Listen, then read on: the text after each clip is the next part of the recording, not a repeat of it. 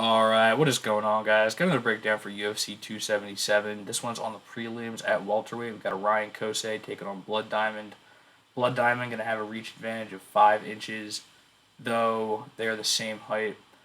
This fight was supposed to happen back in February, I believe, but it was canceled. Blood Diamond gets Jeremiah Wells as a short notice replacement. So, yeah, now it's finally happening, but I will start with Orion Cosce. So, looking to bounce back after a loss in his UFC debut, his brother, Louis Cosce, they both punched their ticket to the UFC on the same episode of the Contender Series.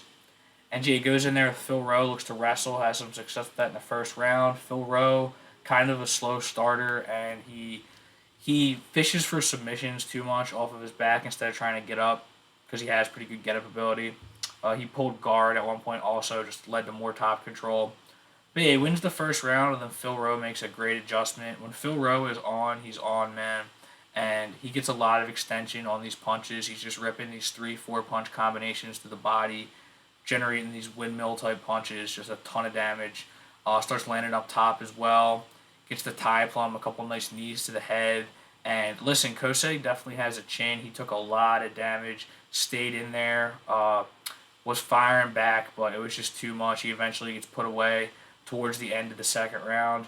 And I'll tell you this, what I don't like about Kosei is he kind of shells up when he gets hit. He will fire back, but he shells up and he allows his opponent to tee off. Philip Rowe, I think, just did too much damage in those sequences. And from the other fights I've seen from him, he kind of tends to do that. I think, again, he's tough, man. He can take a punch. Like, I think in his mind, he's just like, oh, I'm going to eat this. I'm going to fire back.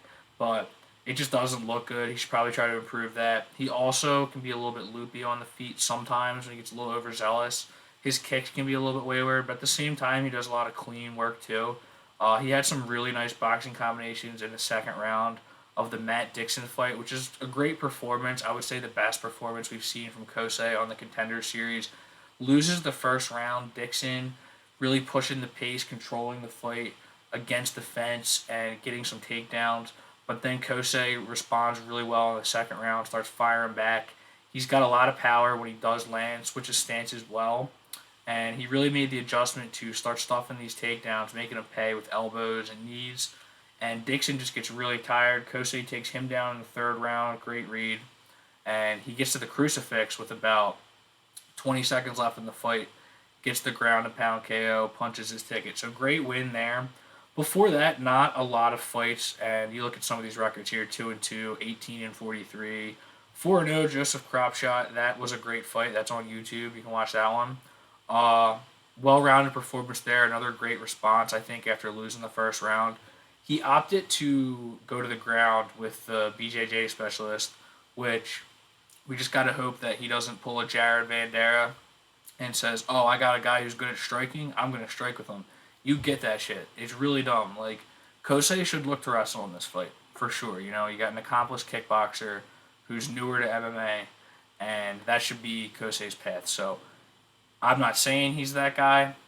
It's hard to make that read in his fourth professional fight, but I did see it, and if he looks to strike with this guy, Blood Diamond, it's going to be bad.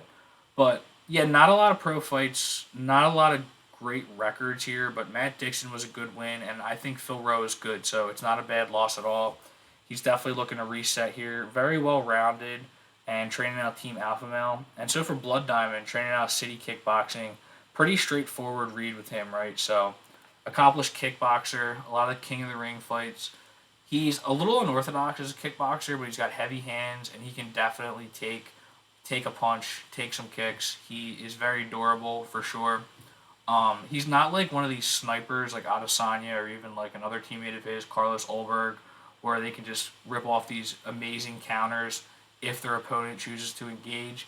He's more of a he makes it a little bit more interesting, but once he really commits to an offensive explosion, this guy does a lot of damage, and he gets a really tough matchup, man. In Jeremiah Wells, again, he's supposed to fight Kosei, who I think got COVID around that time, and they bring in Jeremiah Wells, who just finished Court McGee, became the first guy to do that, undefeated in the UFC, and a very high level grappler coming from a high level grappling gym. So Wells initially stumbles, and Blood Diamond just throws an absolute haymaker. he ducks and clinches up with him, gets him down, gets the rear naked choke at the end of the first round. So there is no shame in that, man. It's a really tough opponent, really tough draw for Blood Diamond to have to fight Jeremiah Wells in his UFC debut.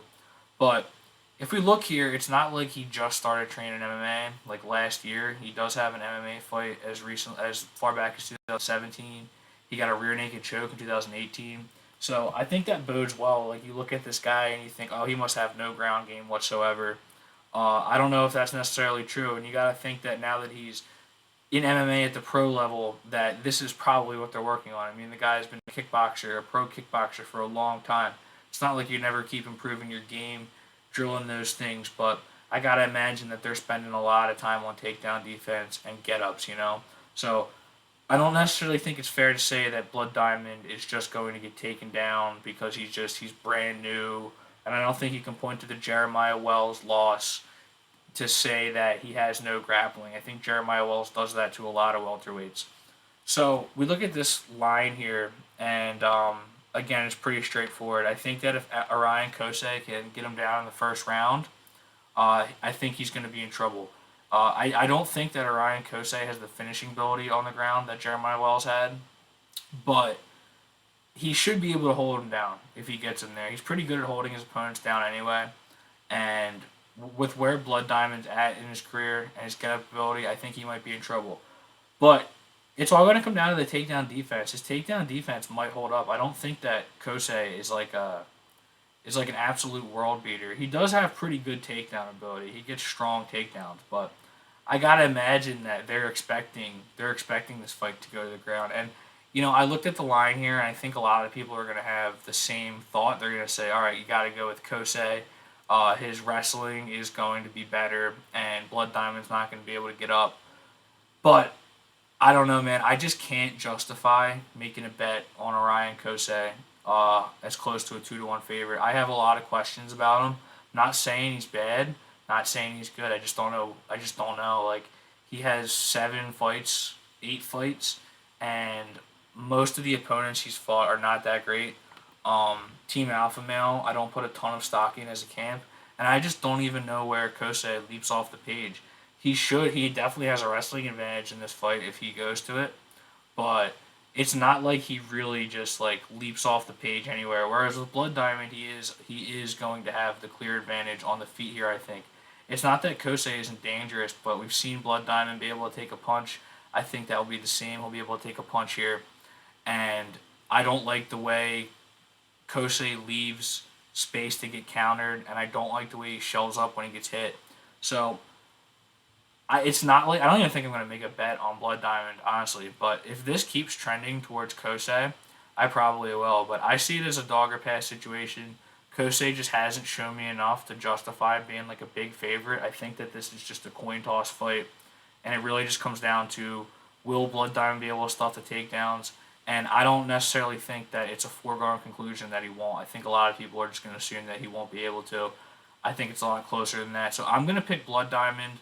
Not super confident, total coin toss, but dog or pass situation from a betting perspective for me for sure. So thanks for watching, guys. Sure, subscribe, and take it easy.